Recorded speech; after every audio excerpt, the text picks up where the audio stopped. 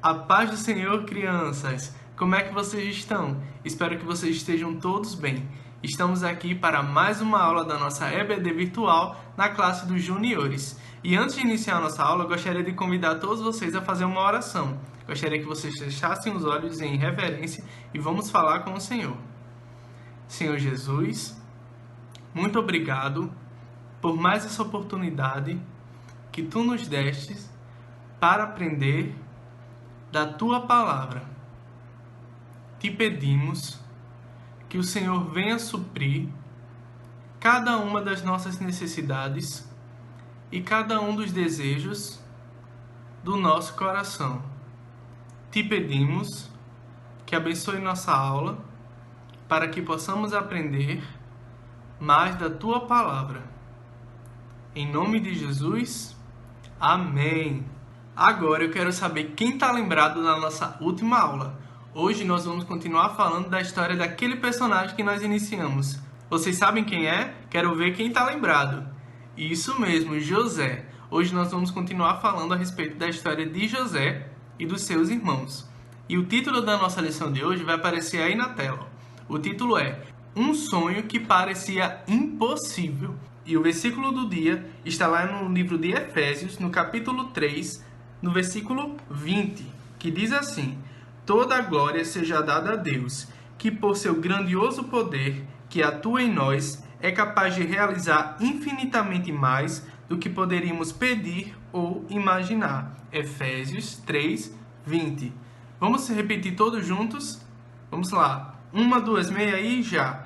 Toda a glória seja dada a Deus, que, por seu grandioso poder que atua em nós, é capaz de realizar infinitamente mais do que poderíamos pedir ou imaginar. Efésios 3, 20. Vocês estão lembrados onde nós paramos na nossa última aula? Mas antes de iniciar a aula de hoje, eu gostaria de recapitular com vocês o que aconteceu. José ele foi vendido como escravo pelos seus próprios irmãos e foi parar no Egito. Pois é, mas lá o Senhor o abençoou e ele se tornou governador e ainda reencontrou com seus irmãos. Mas os seus irmãos não o reconheceram. E aí José começou a fazer alguns testes com seus irmãos para saber se eles realmente tinham mudado e se tinham se arrependido do que haviam feito. Um dos testes foi que José pediu para os seus irmãos trazerem o seu irmão mais novo Benjamim, porque ele queria muito revê-lo. E assim os seus irmãos fizeram. Voltaram para Canaã e trouxeram seu irmão Benjamim para que José pudesse conhecê-lo. E aí quando José viu, ele ficou tão feliz que mandou preparar um grande banquete, um grande jantar para que todos pudessem se confraternizar. Mas os irmãos de José ainda não o reconheceram.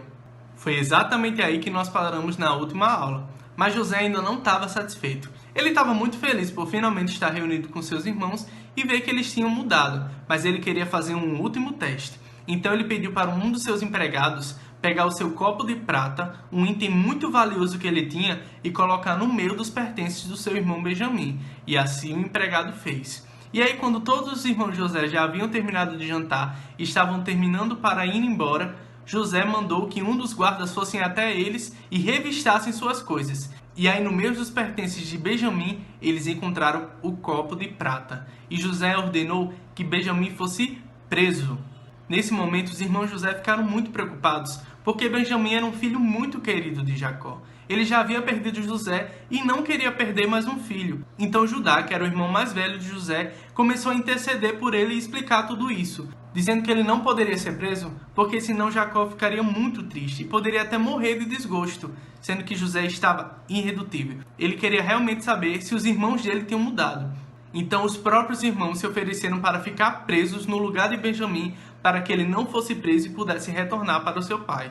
Nesse momento, José realmente teve a certeza de que os irmãos dele tinham mudado, e ele não aguentou. A palavra de Deus diz que ele pediu para que todos os seus empregados saíssem e começou a chorar muito. Os irmãos de José ficaram sem entender nada, mas ele estava muito feliz, porque ele estava finalmente reunido com seus irmãos e agora ele poderia rever o seu pai.